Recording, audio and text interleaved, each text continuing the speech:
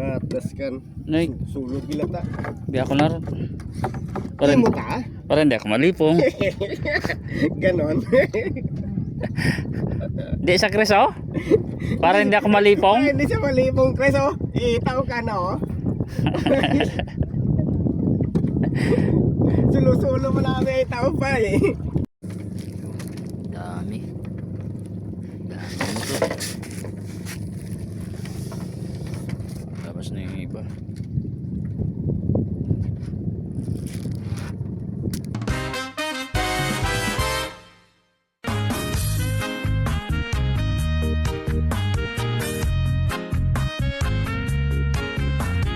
Hi mga kalods, it's me again, Bibo, simpleng vlogger ng isda ng kapis. Alay swerte, isti-pisti, akalain mo ba na may sobrang dami ng muto. Alay di na maubos-ubos sa sipaw at ako'y hiningal. At pag dumampi ba naman sa balat ay masakit na, makate.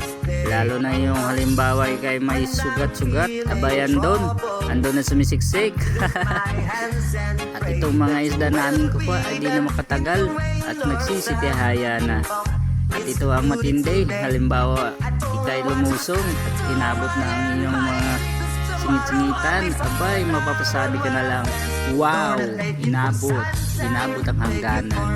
At pag iyong kinamot, abay yung dark moon mo sa baba ay nagmumula at mga ngamatis na.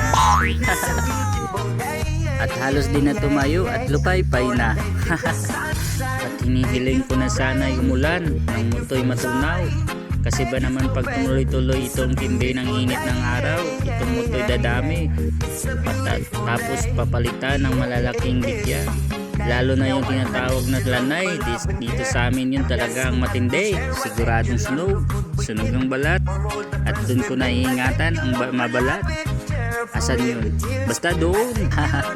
At ito yung napagbintahan namin ng aming isdang huli, 130.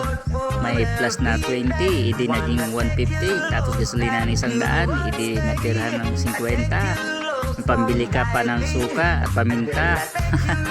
At sino pa ang may gusto ng mag-order ng moto, libre ko na laang. At sobra naman ang biyaya kung ngayong araw.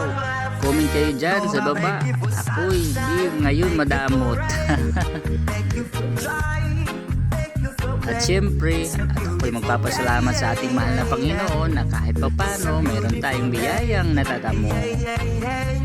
Alay nang ako'y dumating dito sa bahay at nakaupo dito sa aking ginawang tambayan, sakong duman ng tatlo kong pinsan, sila daw ay aking videohan. Kumagalak, nging na mo ni Palwa sa kakwanting hat, ano, oh. Mapasama naman sa aking kalukuhan. Sila'y galing din sa Baklad at ito daw ang kanilang kuha. May isang malaking isda na tawag ay balana. At shout out sa inyong tatlo kung magaganda at gwapong pinsan. At gusto ko lang ipaalam at kung sino pala ang gustong mag-order ng Nining's Lumpia at Tatay Goryeng Suka o Langgaw, comment lang sa baba. Basta malapit lang ay pwede na. Kaya hanggang dito na lang, kayo na bahala tapusin ang video kong to kasi ako'y napagod na sa kanganga at kakasasalita. Saka ang ingay pa ng mga manok na ito. At sumasabay pa naman talaga sa pag-voice over ko, mga tarantado. Makakalas, pauwi na tayo.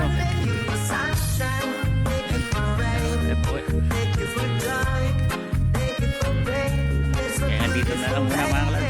Salamat sa panonood. Bye bye.